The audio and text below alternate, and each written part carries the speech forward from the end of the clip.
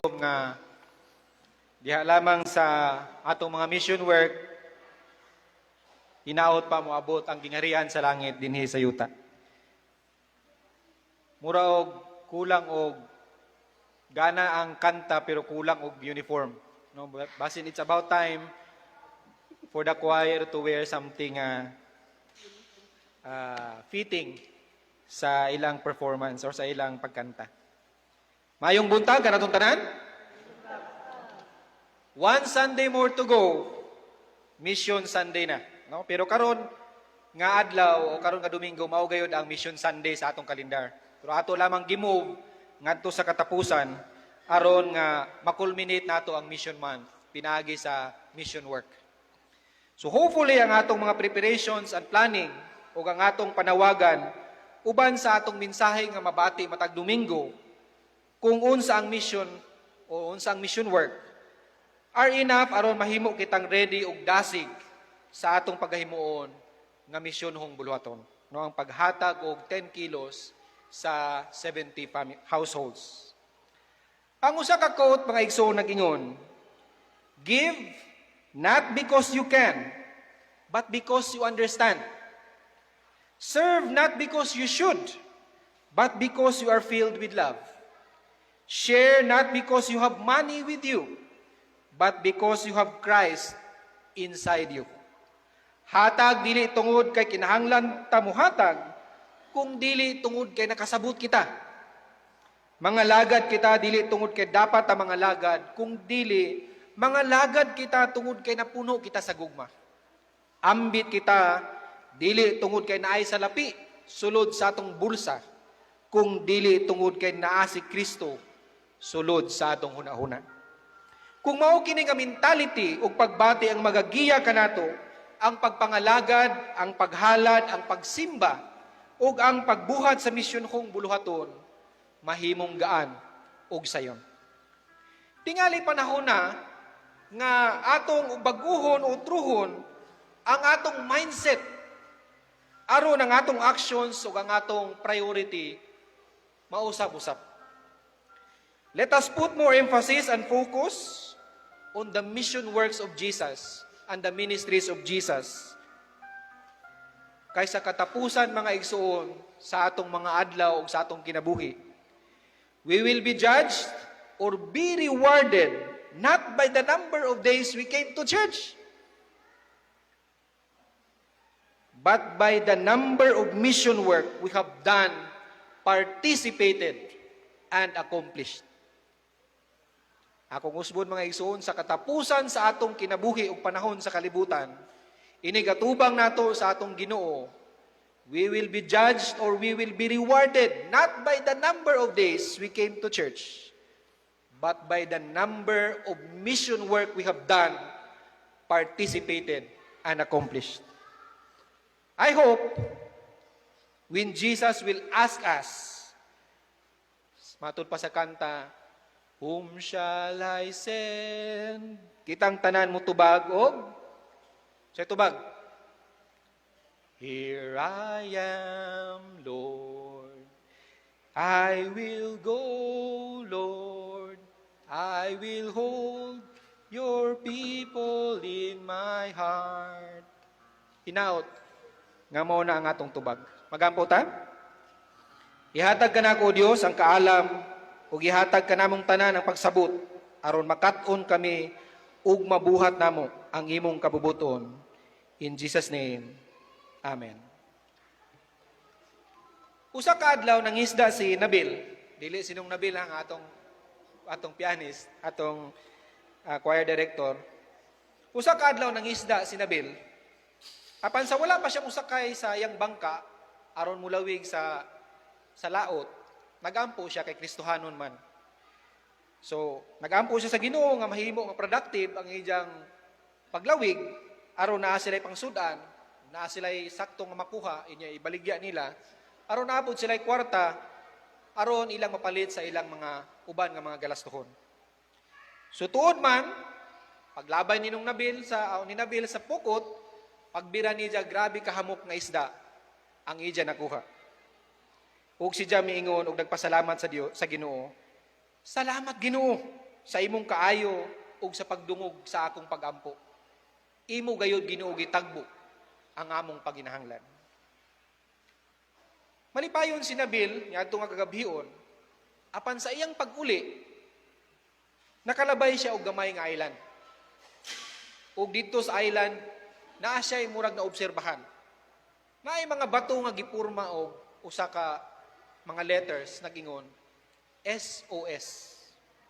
Nahibalo si Nabil nga kung naay SOS, naagayoy nagkinahanglan og tabang.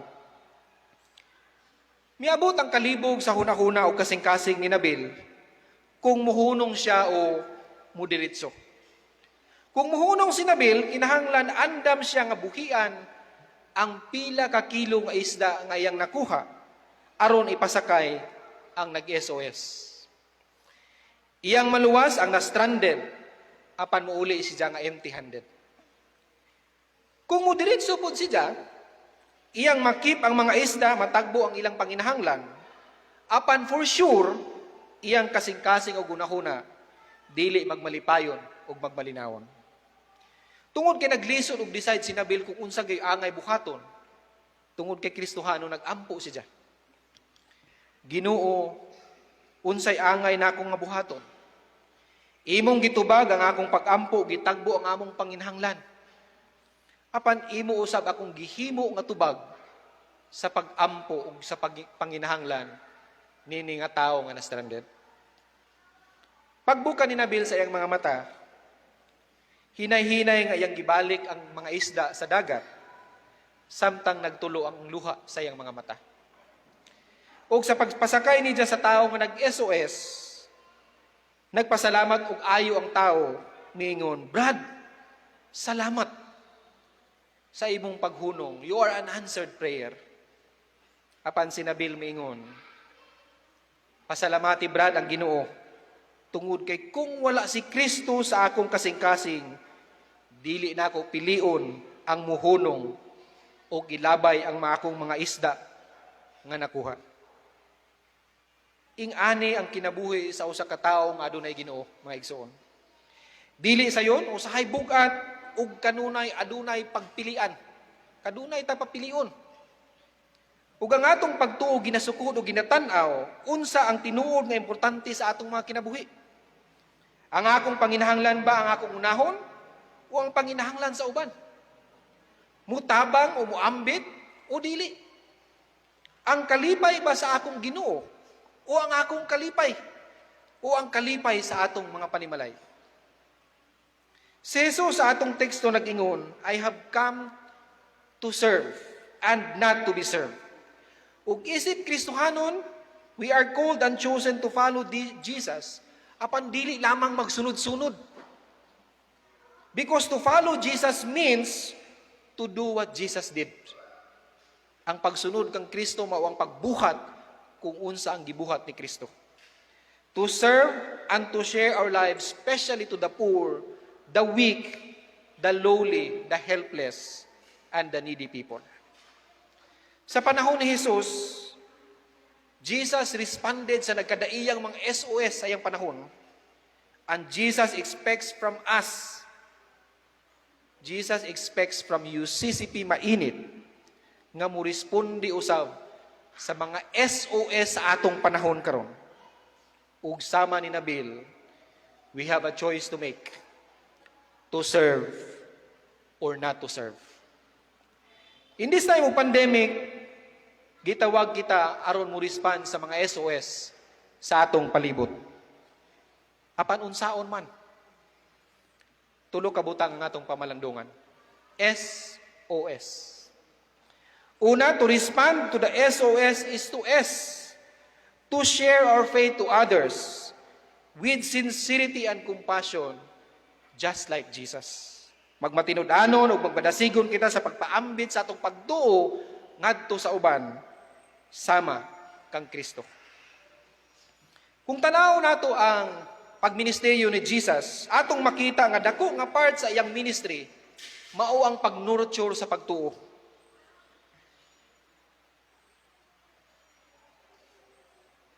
Gipakig-ambit ni Jesus ang pulong sa Dios. Gitudlo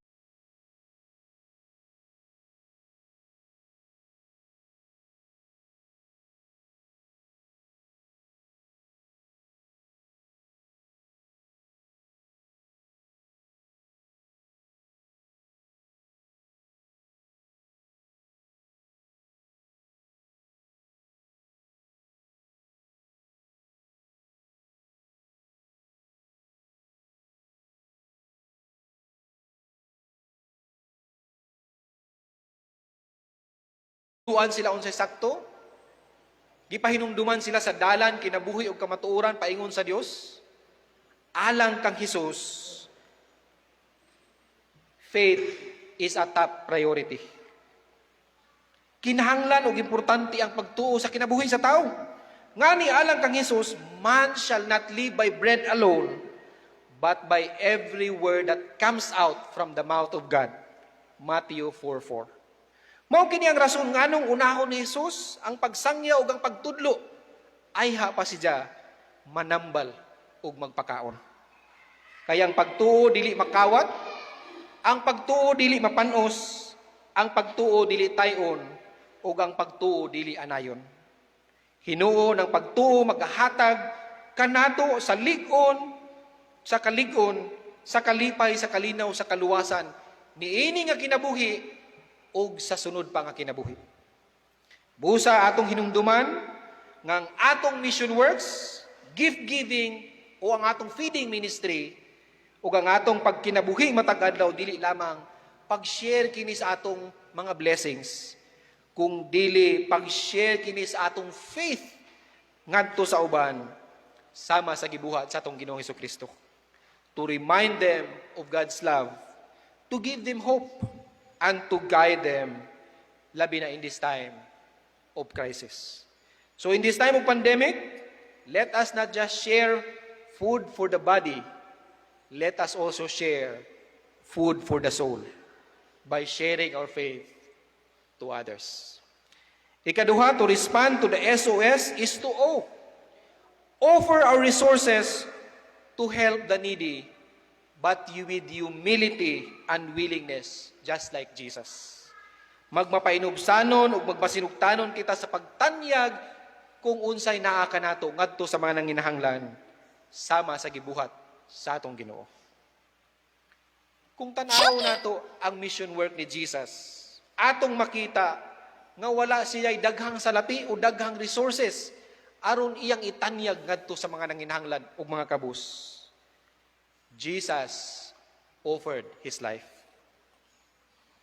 Kaya ka nato atong halad atong kinabuhi? Mura og maglisod ta og pagtanyag sa atong mga kinabuhi sama sa gibuhat ni Jesus, to be honest. Siguro dili nato kaya, dili ta willing nga atong ihalad atong kinabuhi ngadto sa lain. But we are not asked to offer our life or to die for someone else, just like Jesus. Kaya ang kinabuhi lamang ni Jesus ang pwedeng muluwas sa ubang tao. So kung dili nato ma-offer ang atong kinabuhi, what can we offer? Unsa may atong mahatag kung dili nato mahatag ang atong kinabuhi? Gitugyanan kita sa Dios sa lain-laing resources. Salapi, sakyanan, kusog, time, position, kahibalo ug daghan pa nga pwede natong ma-offer ngadto sa mga nanginahanglan. Mao niya nga ang giingon sa teksto sa 1 Peter 4:10. Ingon nga maayong pinialan sa nagkalain-laing gasa, kinahanglan nga gamiton sa tagsa-tagsa ang talagsaong mga gasa nga iyang nadawat gikan sa Dios alang sa kaayuhan sa uban. Mao niya nga atong nakita nga gibuhat ni Nabil. Wala siya maghuna-huna sa iyang kaugalingong kaayuhan. He offered willingly his boat, samtang nagtulo ang iyang mga luha, samtang iyang gibalik ang mga isda sa dagat. To give space sa tao nga nanginahanglan og tabang. Ug sa dihang nagpasalamat ang tao kang Nabil sa iyang paghunong, Nabil was not proud. Wala niingon si Nabil nga, ako pa. Sus, Kristohanon gud ko. Ako ni. Wala tayo dungog niya na kay Nabil. Ngani, bugat sa iyang loob, ang iyang gibuhat. Nabil was humble enough sa pag-ingon, pasalamati ang Ginoo, dili ako. Kahibalo si Nabil nga iya lamang gibuhat ang sakto ug ang gusto sa Ginoo. Gipahinumduman kita karon sa story ni Nabil ug sa atong teksto nga ang atong mga resources instrumento kini sa Dios aron makahimo kita sa mission works to respond sa mga SOS sa atong palibot niining panahon sa pandemic. Gihagit kita ug ang atong iglesia nga mahimong sama kang Jesus ug kang Nabil, to offer willingly and to humbly think of others, not just ourselves. Kung tanaw nato atong panahon karon og kahimtang mga igsoon, panahon ug time kini not to keep our fishes. It is a time to offer our boats sa mga tao sa atong palibot nga nagkinahanglan kanato. Kay matud pa, it is better to give than to receive. So let us share because we care. UCCP, mainit. Ikatulog katapusan, to respond to the SOS is to S. To serve the poor and lowly with genuine love and mercy, just like Jesus. Atong alagaran ang kabus ug ubos sa katilingban, uban ang tinud-anay nga gugma og kaluoy, sama sa gipakita sa atong Ginoo. Ang usa ka quote tag-ingon, we serve because of love. Without love, we will not serve. Gugma ang nagdala kang Hesus nganhi sa kalibutan. Apan gugma usab ang naghatod kaniya sa iyang kamatayon. Sama kang Nabil, gugma alang sa iyang panimalay ang nagdala kaniya sa lawod matag adlaw. Apan usa ka gabi gugma niya sa Ginoo usab ang naghatag kaniya sa Kalbaryo. Kayang iyang gugma sa Ginoo nagtudlo man kaniya nga maluoy ug dili kanunay pilion ang iyang kaugalingon. At times we need to choose the welfare of others in need. Mao kini ang kahulugan ug hulagway mga igsoon sa tinuod nga pagpangalagat. To put the need of the needy first before ourselves. Apan mahimo lamang nato ang pag-una sa uban. Mahimo lamang nato ang gibuhat ni Nabil kung tinuod nga naa si Kristo sa atong mga kasing-kasing ug kinabuhi. Because if Jesus is not truly in our hearts, mahimong optional ang paghigugma. Mahimong selective ang atong kaluoy sa atong isig katao ug mahimong occasional ang atong pagpangalagad. But if Jesus is truly in our hearts, aduna kitay pagpakabana sa atong palibot. Aduna kitay desire to give and share. Aduna kitay hunahuna sa pagtabang. Aduna kitay kaluoy sa mga naglisod. For Jesus, love and mercy is to serve the needy. For Jesus, love and mercy is to serve the needy. Mga igsoon, we have the resources to feed the needy. We have the means to do gift-giving regularly. We have the manpower to do the ministries, labi na in this time of crisis and pandemic. Why are we not doing all of this? Ngano man? We have the resources to feed the needy. We have the means to do gift-giving regularly. We have the manpower to do the ministries of Jesus. Pirmi. But why are we doing this? Why are we not doing this as often as we can? Asa atong gugma og kaluoy? Asa si Kristo? Ang atong gisagubang nga pandemic mo'y both test and opportunity nato nga ipakita, ipamatuod o gisaysay nga si Kristo tinuod nga nasa tong kasing-kasing. So ang pangutana si Kristo baga jud? Ang naa sa sulod sa tong kasing-kasing? Si Kristo ba, mga igsoon? O kita ang naa sa sulod sa atong kasing-kasing? Ang atong mission work aron mula hutay magpadayon ug mahimong makahuluganon kinahanglan bunga kini sa atong gugma sa Dios pagtuo kang Hesukristo ug kaluoy sa atong isig katao. Otherwise, our mission work nga paghahimuon karong August 29 will become a one-time show or a one-time performance. Hinaot nga dili ka usara lamang. Hinaot nga mapustro ang hunahuna og plano sa mga elders nga we will do this regularly, quarterly. Alang sa pagtapos mga igsoon, nining panahon sa pandemic, SOS is everywhere.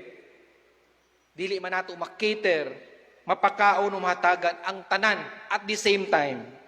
Apan matod pa sa awit, kutob sa maabot, magbuhat ka.